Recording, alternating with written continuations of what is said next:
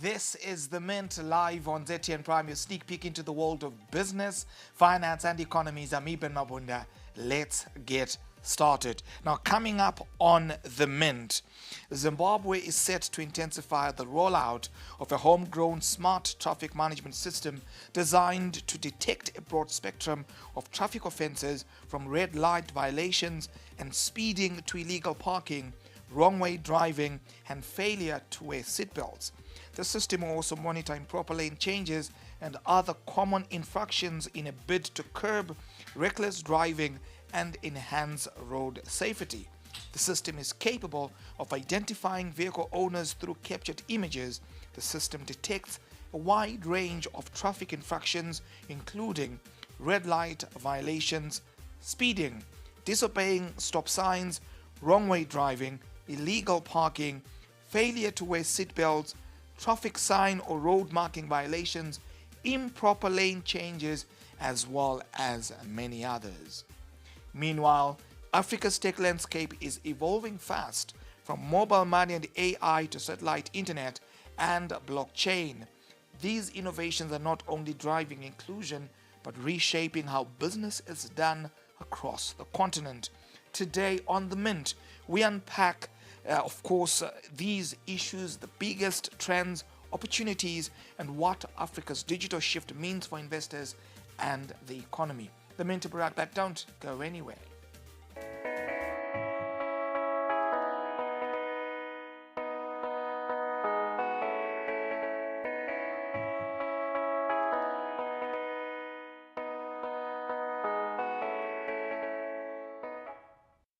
Welcome back to The Mint as we come to you from Zimbabwe's capital, Harare.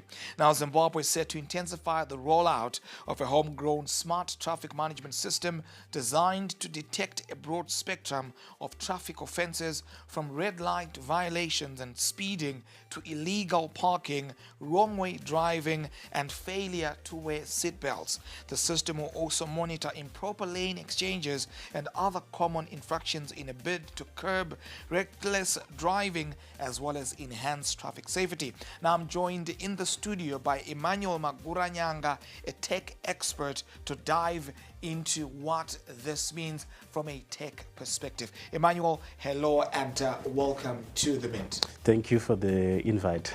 Fantastic. Always a pleasure, of course, having you in the conversation. Of course, Emmanuel Maguranyanga is a regular contributor right here on The Mint. Now, to get the ball rolling, what key infrastructure elements must Zimbabwe prioritize to ensure the success of this smart traffic management system? All right, so I think firstly I would say congratulations to Zimbabwe for this initiative.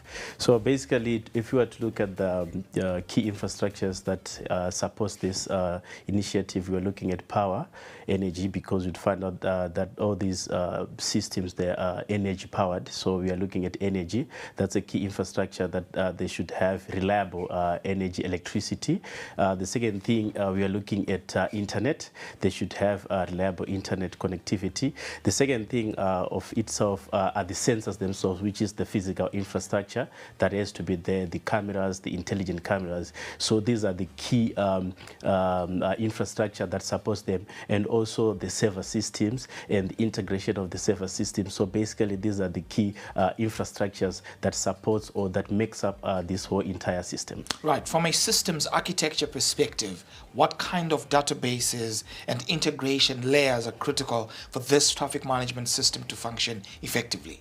All right, so looking at it, it's a smart traffic management system. So basically, I think there are three layers that has to be there. The first one is the integration of the central vehicle registration unity, where we have got all these number plates. The second one is the civil registry, where we've got the details of all these drivers. The third one is the Zinara, where we have got the vehicle its own registration. So basically how then this works is after the system captures this violation, it is then now able to use all these three databases, data layers, to then interpret who has committed a crime or who has violated the traffic laws.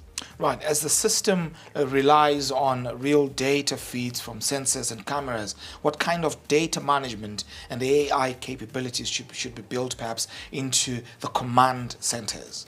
All right. So if you were to look at the system themselves, to start on the infrastructure, these are very much intelligent cameras. That's the first thing. And the second thing as well, the integration of all these data layers or data infrastructures automatically. The cameras actually have got the ability to capture the picture, the image of the driver themselves, and also it have got an automatic number plate detection system, so it to then embed and integrate all this information through the use of AI, and then on the data centers they will actually be able to see from the three layers to then see who is this person, what kind of a vehicle they are driving, who owns the vehicle, and all those things. Right.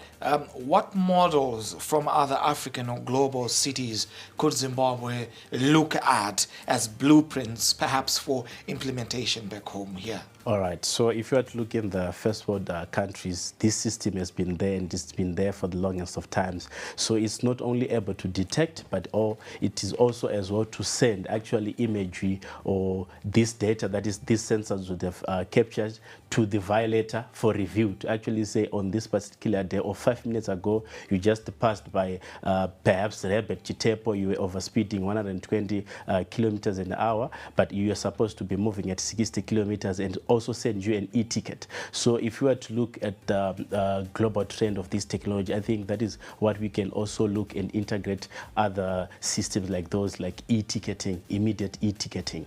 Right. What advice would you give to policymakers in terms of just how to effectively implement this kind of a system in Zimbabwe?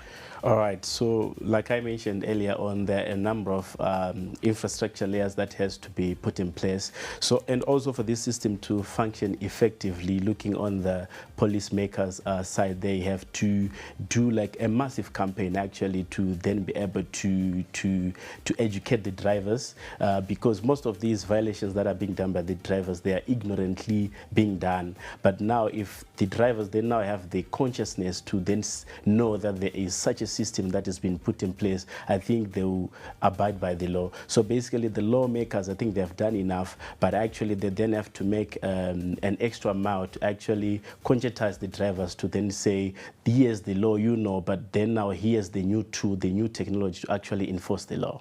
Right. E-governance, you spoke about the first world. E-governance has become the order of the day. Yeah. Africa lags behind. Zimbabwe lags behind where that is concerned. And this appears to be a mechanism or a system that would work hand in glove with a proper and a thriving e-governance system. How important is e-governance to an economy like Zimbabwe?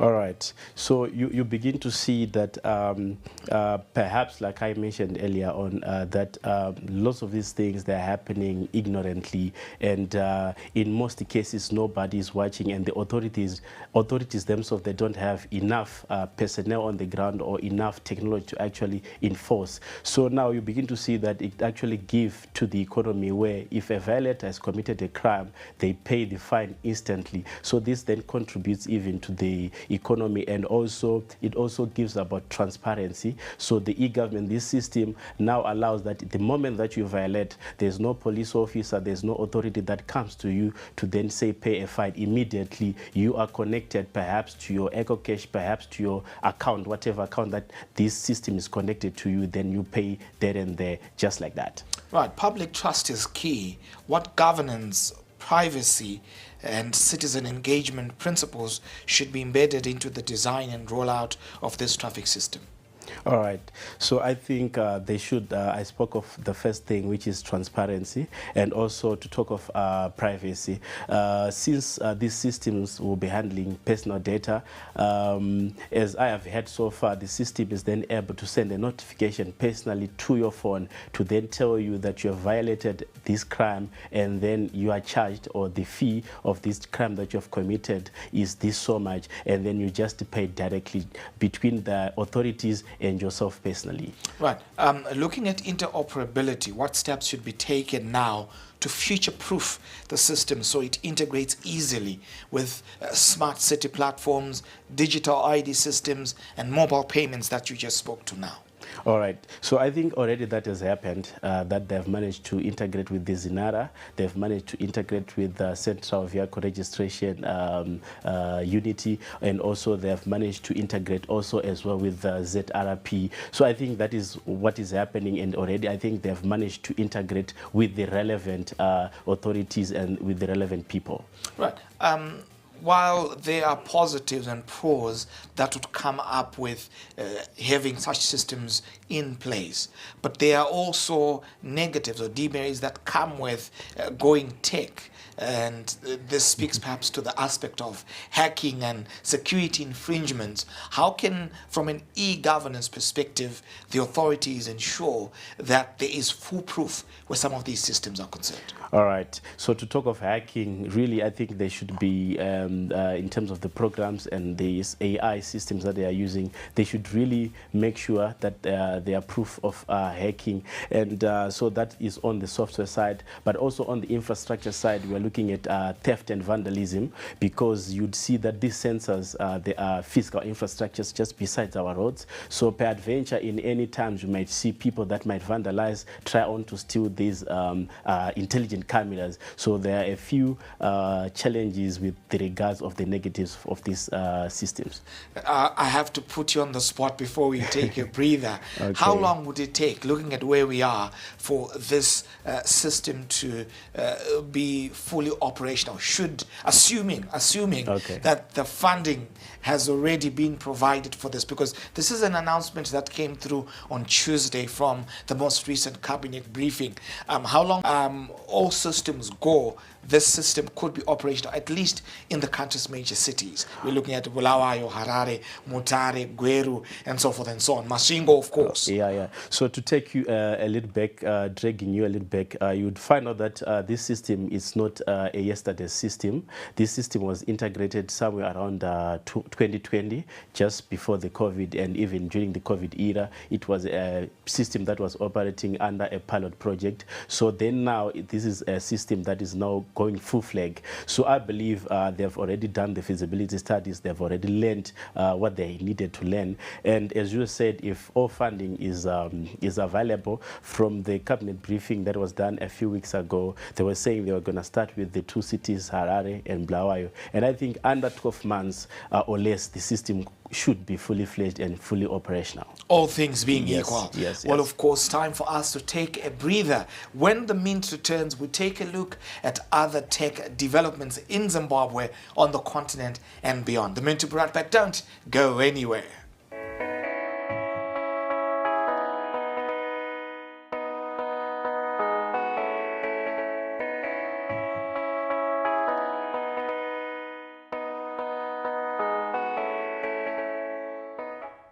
Didn't graduate. I guess I blew it. You couldn't advise him anything. He would just look at you and say, so who do you think you are? We were just like really spoiled. And then they just give me the receipt and I'd pay. That guy walks in one day and then he says that he wants to make a movie. He was blowing the money. There was just like this habit that he had where as soon as he got money, it was gone. I just didn't have the skills or the experience. This money, I could see it disappear so fast.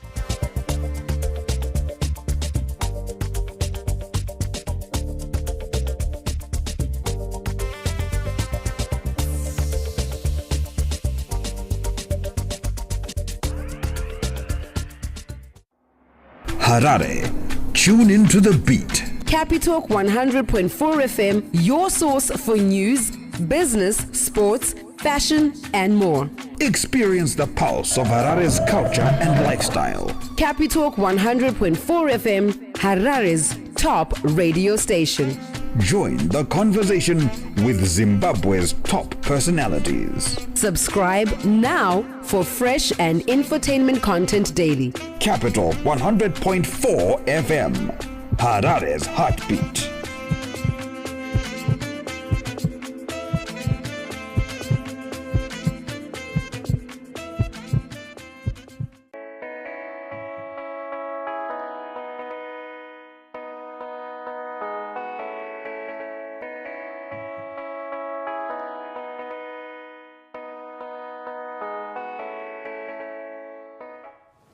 You're watching The Mint as we come to you from Zimbabwe's capital, Harare. Now, Africa's tech landscape is evolving fast from mobile money and AI to satellite internet and blockchain. These innovations are not only driving inclusion but reshaping how business is done across the continent. We speak to a leading tech expert to unpack the biggest trends, opportunities, and what Africa's digital shift means for investors and the economy. Of course, that being Emmanuel Maguranyanga. Of course, earlier on, Emmanuel, we were talking about the tech landscape from a traffic management system, of course, sure. against the backdrop of a cabinet briefing that announced the coming in of a new traffic management system. And now we look at other aspects of technology. To start from here, what do you see as the most transformative tech-driven shift happening in Africa's economy right now? All right, so to look at the Africa's economy, the first thing that you mentioned that came to my mind actually when you mentioned Africa's economy, it's we should know, and I think we are all well aware that the Africa's economy is led mostly by the informal sector, and I think it's been a big thing for most African governments to actually put efforts to see how the informal sector can really contribute to the economy. And if you were to look at the trends, most of the African GDPs, they are mostly provided, the greater percentage of it is provided by the informal sector. So now to talk of tech and AI, we have seen, and to talk of fintech, we have seen that it has brought about financial inclusion into the economy. So the use of the fintech by these informal sectors has greatly contributed to the economies and the African economy. Even in our economy here, you would see at the reports that the informal sector has really brought about financial inclusion. Yeah. Right. FinTech has revolutionized financial inclusion across Africa, as you rightly pointed out. You look at what's happening in Kenya. They started in 2011 with M-Pesa, and every other, of course, MNO had to jump in, the likes of your Orange, the likes of your Vodacom, the likes of your, of course, your Econet, also jumping onto that particular bandwagon. The question is this: where do you see the next big disruption in this space? All right, so the next disruption, I think it's already happening. It's already happening. What is that? we are already in it. I think within the financial inclusion that PESA has brought about, EcoCash has brought about, the Orange that you're talking about, I think there isn't really something which is going to be different from this, but there is an these systems are evolving. And I think this is where the next big thing is, that rather of expecting anything new as of yet, but within this current, the EcoCash, the M-Pesas, there is a great involvement, growth, and this whole technology of mobile money, it's maturing, it's getting bigger and better by each day. Right. How are innovation hubs and tech ecosystems fueling entrepreneurship and attracting investment across the continent? All right. So to look at, especially at the innovation hubs and them attracting investment, I would say, firstly, on a positive note, that they've really contributed a fair share. But then now, I think the challenge now is that most of the entrepreneurs in the first inception of these innovation hubs, they were very much afraid to actually go with their ideas, services, and products to launch them from innovation hubs, perhaps by a few share of challenges. First of them was, in some instances, the financing in some instances wouldn't be enough. In some instances, after getting financed, the shares that the innovator would get were a little bit less than the share that these innovation hubs would get. But I think over time now, they have really come to that understanding that in some instances now they are now more favoring the innovator rather than the innovation hubs. So I believe they have taken on a positive note on that particular one. So overall, I would then say they are really contributing enough, and most of the investors that are coming into the African continent, they are coming through these innovation hubs, or even these the homegrown financing that is happening around the entrepreneurship ecosystem. They are also going through the innovation hub. So I think, yeah, they are really contributing fairly enough. Right. When you look at Africa's startup landscape, you have the big four and then you have the rest. The big four being, of course, Kenya, Nigeria, South Africa, Egypt, while everybody else follows, of course, behind. Now, the question would be, how can other countries with developing, of course, startup ecosystems such as Zimbabwe, Zambia, get to also revamp and revitalize their ecosystems enough to attract the much needed investment? All right, so I would say that we can't really reinvent the wheel, but what we then have to do is to look at these big four and try to copy a template from them. So we give an example to Egypt, Kenya, their ecosystems, how they work. Perhaps, like for an example, if an entrepreneur or an innovator goes to the innovation hub with an idea or a half-baked idea, what then they would do, they don't only provide the financing, but if it's an idea or a product that then involves engineering, they would actually provide the engineering expertise plus the finance plus also the entrepreneurship skills and courses, etc. So I believe if we were to copy a template, that this would be the best template to copy, not only provide financing, but providing these other three, the skills, the engineering expertise, and also even provide space and even provide a mentorship, business mentorship guidance. So if we were to copy, I think this would be the best template to copy. Right, the new internet infrastructure like Starlink, Equiano, of course, they are taking off and they're bringing about a different wave across the continent. How is connectivity reshaping business opportunities and digital access? All right, so we are now in the digital age. It's no longer the iron age, but this is the digital age, and the backbone of the digital age, it is internet connectivity. So I'll give a good example as well, that business, how they can do and how they can actually leverage. You'd see a business that have got perhaps different branches scattered around the country, scattered around the continent.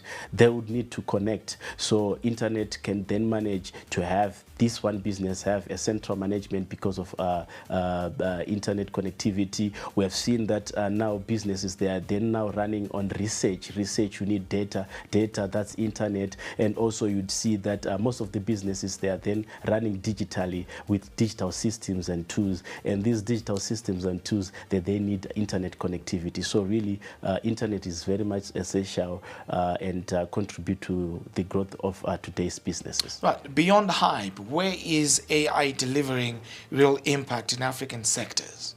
All right, so we are looking at agriculture because for any continent, people has to eat. So if we were to look at agriculture, we look at the challenges of agriculture, global warming, we on the agriculture sector then have to come with innovative ways to curb the challenges that then come with global warming, amongst others. So AI, for instance, or high-tech in agriculture then helps for precision farming, which then comes up with bumper harvest, greater yields. That's one. Secondly, we are looking at health. We are looking at the health, telemedicine, amongst others. And also we are looking at education. This has allowed for education inclusion, especially in the African continent. So these, beyond the hype, these are the three key sectors that really technology is bringing about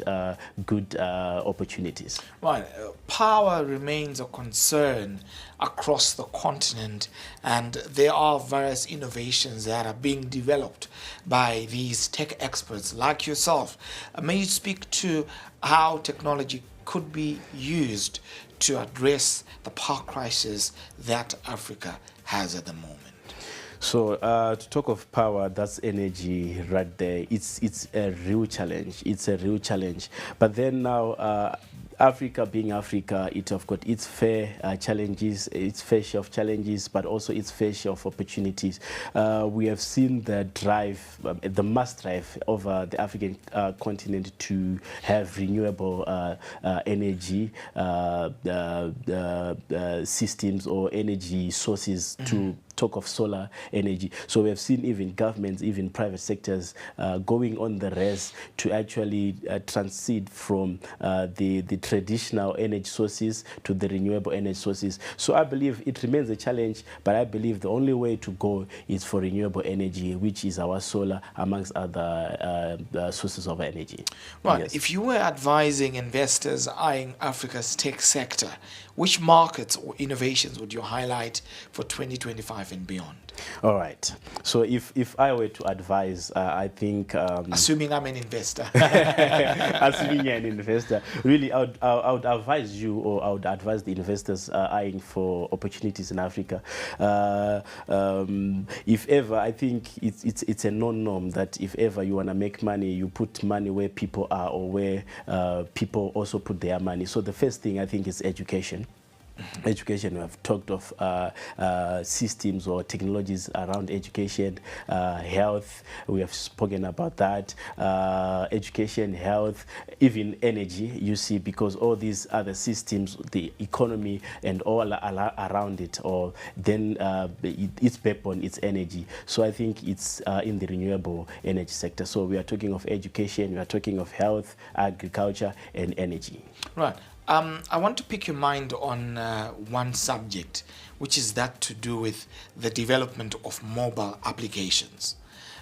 You'll find that with a good number of these mobile applications, they seem to thrive more where you have volumes of people, and they thrive in that kind of atmosphere. And you look at the African market, or sub-market as it were, there seems to be a struggle where the penetration of some of these mobile applications are concerned, save for maybe your ride-hailing services. I think these have become generally accepted, and even the owners have been able to monetize them, even where the context of Africa is actually concerned. You look at your Bolt, you look at your InDrive, wherever they hail from, but where Africa is concerned, they seem to have had a very good run and a very good, of course, penetration at that. You then also look at the coming in of new entrants into the Zimbabwean market. For example, you've got the Tap and Go, which has made the headlines recently.